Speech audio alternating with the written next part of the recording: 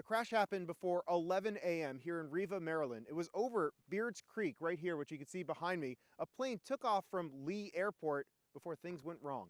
This could have ended really badly. John Gelini and his son John Gelini Jr. have a story to tell today after a plane had some problems right after takeoff. It was coming it felt like it was right for our house. It then banked left over Beards Creek, where neighbor Bella Wagner saw it seemingly hanging in the air. And then it pretty much stopped midair and just plummeted right down, crashing into the ice right there in the middle of the creek. He immediately got out of the plane and was attempting to get up and walk or swim through the ice, but the ice was too thin. And I just know as a naval officer, when you're in cold water, it's a bad day. Back at the Gelini household, they jumped into action. We pulled down the kayaks right there. The red one was the one I was in. He was in the yellow. Threw the kayak in, and then we were like, well, how do we move the kayak without... So I ran up, was like looking for anything, got the oar. He was like, get a shovel.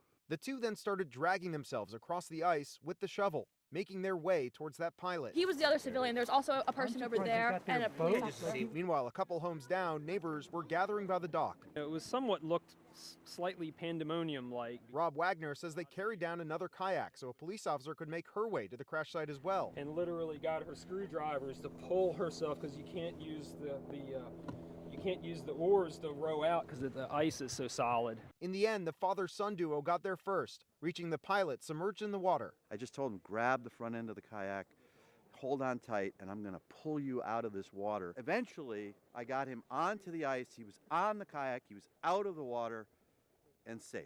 And then at that point, I knew he was going to be fine.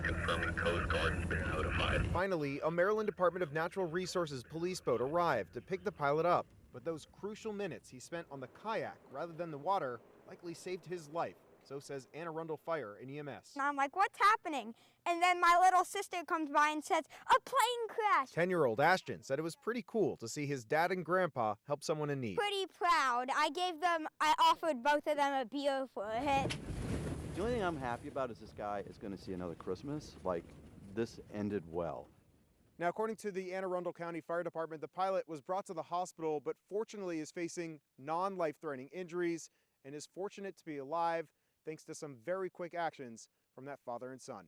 Reporting here in Riva, Maryland, Evan Koslof, WUSA 9.